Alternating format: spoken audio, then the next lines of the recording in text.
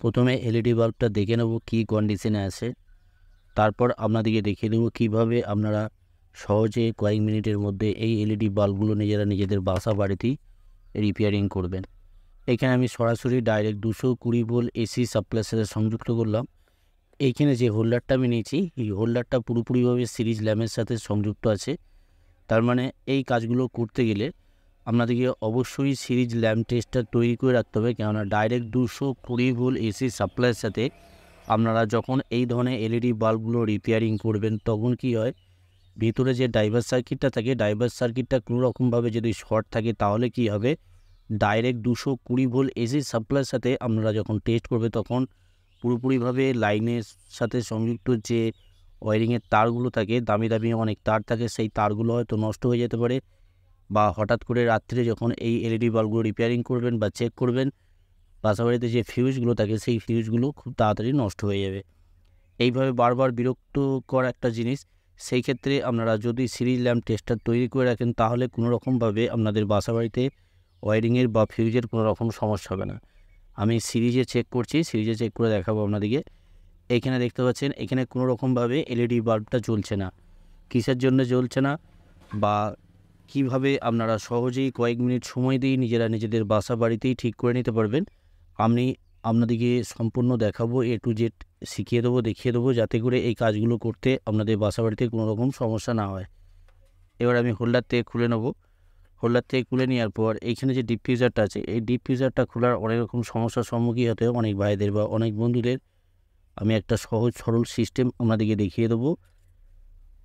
আমি একটা ট্যান্সার ভাঙা নিয়েছি।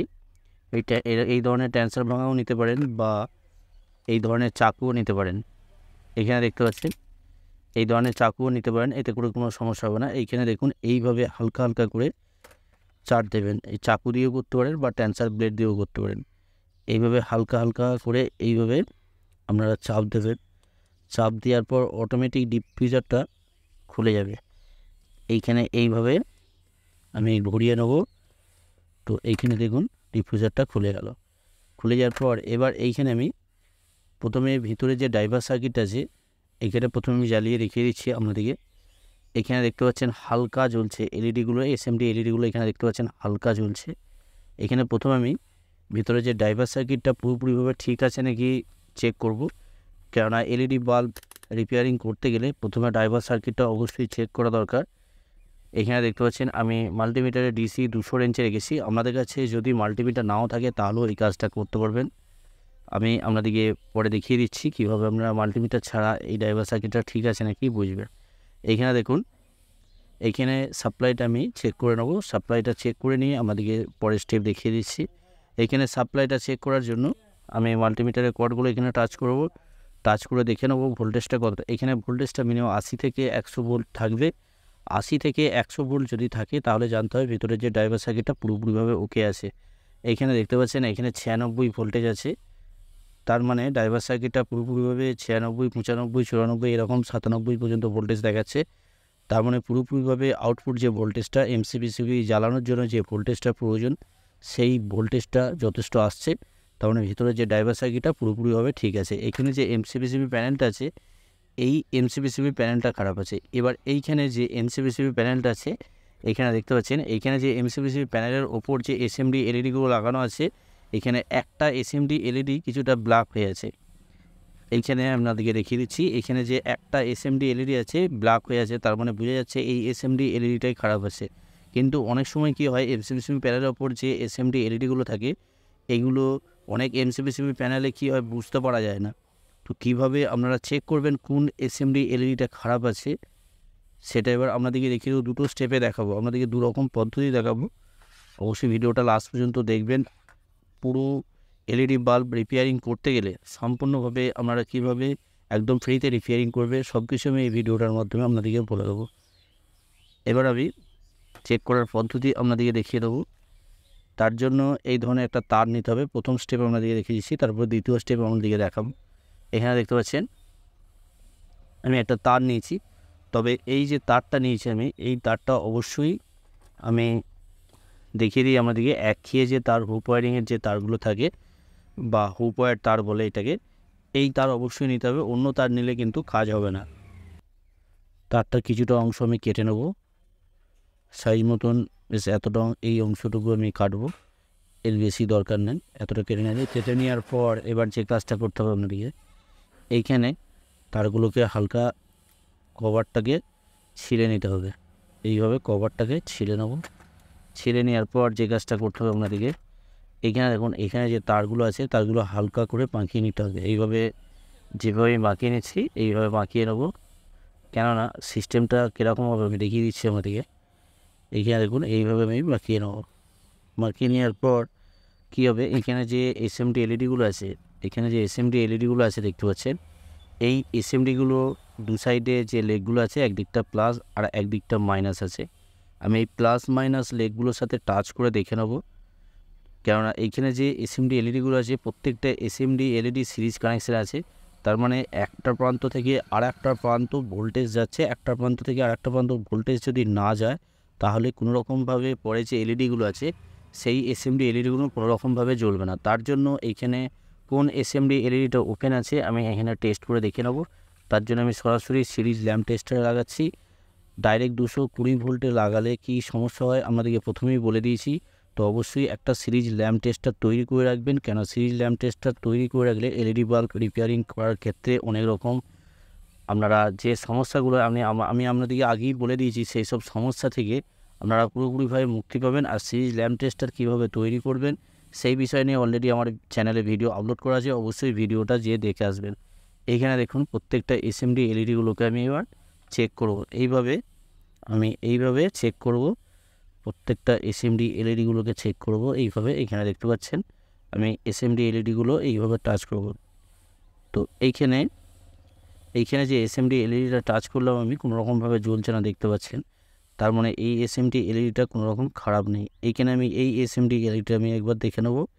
এইখানে দেখার পর এইখানে টাচ করলে জ্বলবে, দেখতে পাচ্ছেন এখানে পুরোপুরিভাবে এলইডি বাল্বটা জ্বলছে। তার মানে এইখানে যে এসএমডি এলইডিটা আছে এই এসএমডি এলইডিটা খারাপ আছে, ওপেন হয়ে গেছে। এই কাজটা আপনারা পুরোপুরিভাবে ফ্রিতেই করতে পারবেন। এইখানে দেখুন এখানে যে এসএমডি এলইডিটা আছে এই এসএমডি এলইডিটাকে আমি তুলে দেবো, কোনো রকম স্ক্রুড্রাইভার দিয়ে বা ওপেনার দিয়ে এই কাজটা করতে পারেন। এখানে এই এসএমডি এলইডিটাকে পুরোপুরিভাবে তুলে নেবো, তুলে নিয়ে আপনাদেরকে দেখিয়ে দিচ্ছি কীভাবে এই কাজটা করবেন। এইভাবে তুলে নেবেন, দেখুন এইভাবে আমি তুলে নিলাম। এইখানে দেখতে পাচ্ছেন এখানে একটা পাতি, এখানে দুটো পাতি আছে, একটা সরু পাতি একটা চওড়া পাতি। যে পাতিটা সরু আছে ওইটা প্লাস আর যে পাতিটা চওড়া আছে ওইটা মাইনাস। এইভাবে একটার সাথে টাচ যতক্ষণ না হচ্ছে বা এই দিকের ভোল্টেজটা এই দিকে যতক্ষণ না এই এসএমডি এলইডিতে পৌঁছাচ্ছে ততক্ষণ এখানে পুরোপুরি এসএমডি এলইডিগুলো জ্বলবে না। তার জন্য এখানে আমি যে কাজটা করব একদম নতুন সিস্টেমে আপনাদেরকে দেখিয়ে দেবো কীভাবে আপনারা ফ্রিতে কয়েক মিনিট যদি সময় দেন তাহলে এলইডি বাল্বগুলো ফ্রিতে রিপেয়ারিং করে দিতে পারবেন। কেননা বাসাবাড়িতে অনেক সময় কী হয়, হঠাৎ করে যখন এলইডি বাল্বগুলো নষ্ট হয়ে যায় তখন পুরোপুরিভাবে অন্ধকার হয়ে যায়। সেক্ষেত্রে আপনারা কয়েক মিনিট সময় দিয়ে যদি এই এলইডি বাল্বগুলোকে রিপেয়ারিং করে নেন তাহলে আপনাদেরকে নতুন এলইডি বাল্ব কেনার কোনো রকম দরকার পড়বে না, প্লাস সেই মুহূর্তে এলইডি বাল্বটা পুরোপুরিভাবে জ্বালাতে পারবেন কোনো রকম খরচা ছাড়া। এবার আপনাদেরকে দেখিয়ে দেবো কীভাবে এই এলইডি বাল্বটাকে আপনারা রিপেয়ারিং করবেন।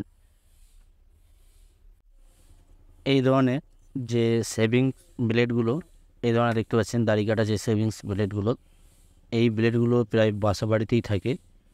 তো আমি নতুন এই ধরনের যে ব্লেডগুলো, এই ব্লেডগুলো আমি নষ্ট করব না। পুরানো ফেলে দেওয়া যে ব্লেডগুলো বাসা বাড়িতে থাকে, মানে ব্যবহার করার পর যে ব্লেডগুলো ফেলে দেওয়া হয় সেই ব্লেড থেকে আমি এই কাজটা করে দেখাবো। পুরোপুরিভাবে এলইডি বাল্বটা আপনারা রিপেয়ারিং করতে পারবেন এই ফেলে দেওয়া নষ্ট ব্লেড থেকে। এবার ব্লেডটা এইখানে দেখুন, এইখানে যে আমি এলইডি বাল্বটার এসএমডি এলইডিটা এখানে যে আমি তুলে নিয়েছি এই জায়গাটায়, এখানে দেখতে পাচ্ছেন এই জায়গাটা যে এসএমডি এলইডিটা আমি তুলে নিয়েছি এই জায়গায় আমি ব্লেডটা লাগাবো। তো ব্লেডটা লাগানোর পদ্ধতি আছে, সেই পদ্ধতি থেকে লাগাতে হবে। অন্যরকমভাবে লাগালে কিন্তু কোনোরকমভাবে এলইডি বাল্বটা জ্বলবে না বা বেশি দিন ব্যবহার করতে পারবেন না। তার জন্য অবশ্যই সম্পূর্ণ ভিডিওটা দেখবেন। এখানে দেখুন এখানে যে এসএমডি এলইডিটা আমি এখানে তুলেছি, এখানে যতটা সাইজের লাগবে ততটা আমি ব্লেডের টুকরোটা আমি কেটে নেব। কেটে নিয়ে এখানে আমি কেটে নিচ্ছি কাঁচি করে। কোনো রকম তো খুবই সাবধানের সাথে এই কাজটা করবেন, কেন ব্লেড অনেকটা ধার থাকে। তো হাতে লেগে গেলে কেটে যাওয়ার সম্ভাবনা বেশি থাকে, তার জন্য খুবই সাবধানের সাথে এই কাজটা করবেন। তো এইখানে দেখুন আমি ব্লেডের টুকরোটা কেটে নিলাম। কেটে নেওয়ার পর আপনারা যে কাজটা করবেন, এখানে হয়তো কোনো জায়গায় ছিটকে গেছে, তার জন্য আপনারা সাবধানে এই কাজটা করবেন, কারণ এই ব্লেডের টুকরোটা কাটার সময় অনেক সময় এদিক ওদিক হয়ে যায়। এইখানে আমি টুকরোটা কেটে নিলাম। এখানে দেখতে পাচ্ছেন এখানে কিছুটা টুকরো আমি কেটে নিয়েছি, সাইজ মতন আমি করে নেবো। এখানে কাঁচি দিয়ে কেটে নেবো, তো কাঁচি দিয়ে কেটে যাবে। এইখানে দেখুন, এইখানে এবার এই ব্লেডের টুকরোটাকে এইখানে সরাসরি আমি এই জায়গাটায় আমি লাগিয়ে নেবো। তো এতটা চওড়া আমার দরকার নেই, আমি তার জন্য একটু সাইজ মতো কেটে নেবো। আপনারাও এইভাবে সাইজ মতন কেটে নেবেন, এইভাবে সাইজ মতন। আপনাদেরকে বলেছিলাম যে মাল্টিমিটার ছাড়া কীভাবে ভিতরের যে ড্রাইভার সার্কিটটা আছে পুরোপুরিভাবে চেক করবেন।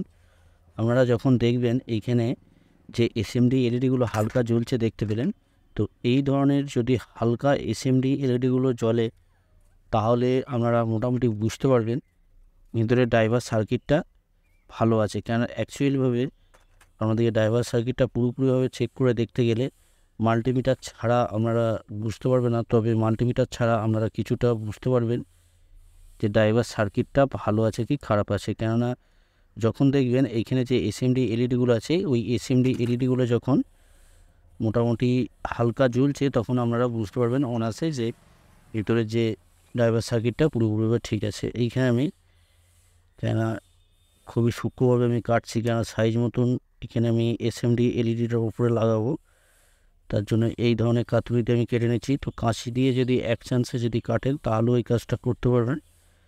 এখানে আমি সাইজ মতন এইভাবে আমি কেটে নেব। অনেকটা ছোট কাটা হয়ে গেছে, অনেকটা ছোটো, তাই জন্য ধরার অসুবিধা হচ্ছে। তো আপনারা যখন কাটবেন এক চান্সে কতটা সাইজের লাগছে সেই ধরনের আপনারা কেটে নেবেন। তো দেখুন এইখানে মোটামুটি আমার সাইজ মতন কাটা হয়ে গেছে। এখানে দেখতে পাচ্ছেন এইখানে সাইজ মতন আমি কেটে নিয়েছি ব্লেডটাকে। তো ব্লেডটাকে আমি এইখানে এসএমডি যে এলইডিটা আমি এখানে যে এসএমডি এলইডিটা খারাপ দেখিয়েছিলাম, ওই এসএমডি এলইডিটার ওপর এইভাবে লাগিয়ে নেব। এইভাবে পুরোপুরিভাবে কভার করে নেব। এইভাবে লাগিয়ে নেওয়ার পর এইখানে দেখুন, এইখানে আমি আপনাদেরকে টেস্ট করে একবার দেখিয়ে দিচ্ছি। এইখানে লাগিয়ে নেওয়ার পর যে কাজটা করতে হবে আপনাদেরকে, অবশ্যই ভিডিওটা লাস্ট পর্যন্ত দেখবেন। এইখানে দেখুন এই মুহূর্তে এলইডি বাল্বটা জ্বলছে না, দেখতে পাচ্ছেন। এইখানে আমি একটা চিমটি নেব। এই ধরনের কভার দেওয়া অবশ্যই একটা চিমটি রাখবেন। এসএমডি এলইডি চেক করার সময় 1 নম্বর পদ্ধতি আপনাদেরকে আমি তার দিয়ে চেক করে দেখিয়েছিলাম। 2 নম্বর পদ্ধতি আছে এই ধরনের চিমটি দিয়ে চেক করতে পারবেন। আর চিমটিটা অবশ্যই টেপ দিয়ে ভালো করে কভার করে নেবেন, না হলে কিন্তু শক লাগবে। তার জন্য এই ধরনের একটা চিমটি অবশ্যই রাখবেন। এবার এই চিমটিটা দিয়ে এইখানটা আমি একটু চাপ দেবো। এখানে দেখতে পাচ্ছেন চাপ দেওয়ার পরই কিন্তু এইখানে পুরোপুরিভাবে এমসিবিসিবি প্যানেলটা জ্বলছে। এইভাবে কিন্তু এসএমডি এলইডিগুলোকে জ্বালানো যাবে না কোনো রকমভাবে, বা এলইডি বাল্বটাকে কোনো রকমভাবে এইভাবে জ্বালানো যাবে না। কেননা কিছুক্ষণ জ্বালানোর পর এখানে যে ব্লেডটা আমি এখানে রেখেছি, ব্লেডটা লুজ কন্ট্যাক্ট হবে। লুজ কন্ট্যাক্ট হওয়ার জন্য পুরোপুরিভাবে এলইডি বাল্বটা জ্বলা বন্ধ হবে। এই জায়গাটা কোনো রকম যদি টেপ ব্যবহার করা হয়, তাতে স্যালো টেপ হোক বা যে কোনো টেপ যদি ব্যবহার করা হয়, তাহলেও কী হবে, কিছুক্ষণ হয়তো জ্বলবে। জ্বলার পর কী হবে, এখানে যে ব্লেডটা আমি লাগিয়েছি, ব্লেডটা লুজ হয়ে যাওয়ার কারণে এলইডি বাল্বটা পুরোপুরিভাবে জ্বলা বন্ধ হয়ে যাবে। আমি আপনাদেরকে এমন একটা সিস্টেম দেখিয়ে দেবো, কোনো রকমভাবে লুজ কন্ট্যাক্ট হবে না, দীর্ঘদিন এলইডি বাল্বটাকে ব্যবহার করতে পারবেন। এবার কিভাবে আপনারা দীর্ঘদিন ব্যবহার করবেন আমি আপনাদেরকে এবার দেখিয়ে দিচ্ছি। এখানে দেখুন, এখানে ব্লেডটা এইভাবে আমি লাগিয়ে দিয়েছি, এইভাবেই লাগানো থাকবে। এখানে এই জায়গাটায় কোনো রকম ফেভিকুইক আটা যদি আপনাদের কাছে থাকে, এই ধরনের ফেভিকুইক আটা, যে কোনো আটা, ফেভিকুইক আটা 1 ফোঁটা শুধু এখানে দিয়ে দেবেন। তাহলে কী হবে, কোনো রকমভাবে ব্লেডটা এখানে নড়াচড়া হবে না। এবার আপনাদেরকে একটা ভালো সিস্টেম দেখিয়ে দিচ্ছি। এই ধরনের যে কম্পাউন্ড পেস্টগুলো, এই পেস্টগুলো আপনারা দেখতে পাচ্ছেন, এই পেস্টগুলোর দাম মার্কেটে খুবই কম, 10 থেকে 15 টাকা দাম আছে। আর এই পেস্টগুলো যদি কেনেন আপনারা, দাম কম্পাউন্ড পেস্ট, এই পেস্টগুলো যদি কেনেন তাহলে একটু দামটা বেশি পড়ে যাবে, 40 থেকে 50 টাকা দাম পড়ে যাবে। তো এই পেস্টটা যদি লাগান কী হবে, এই পেস্টটা লাগানোর কারণে এলইডি বাল্বটা যখন জ্বলবে বা এখানে যে এমসিবিসিবি প্যানেলটা আছে, এমসিবিসিবি প্যানেলটা যখন একটু গরম হবে তখন কী হবে, এই পেস্টটা পুরোপুরিভাবে শক্ত টাইট হয়ে যাবে, সে কারণে এখানে কোনো রকমভাবে ব্লেডটা নড়াচড়া হবে না। এবার আপনাদেরকে দেখিয়ে দেবো কীভাবে এই পেস্টটা লাগাবেন। এখানের মধ্যে আপনারা যে কোনো পেস্ট লাগাতে পারেন, এই পেস্টটাও লাগাতে পারেন বা এই পেস্টটাও লাগাতে পারেন। এক কথাই হচ্ছে ব্লেডটা কোনো রকমভাবে যেন নড়াচড়া না হয়। ভিডিওর লাস্টে অবশ্যই আমি আরেকটা পেস্টের কথা বলবো আপনাদেরকে, ওই পেস্টটাও রাখার চেষ্টা করবেন। ওই পেস্টটা রাখলে আরও ভালোভাবে কাজ করাতে পারবেন, কেননা এই পেস্টটার জায়গায় আপনারা যদি ওই পেস্টটা রাখেন তাহলে আরও ভালোভাবে কাজ হবে। তো আপনাদেরকে বলে দেবো ওই পেস্টটা কী পেস্ট আছে, অবশ্যই ভিডিওটা লাস্ট পর্যন্ত দেখবেন।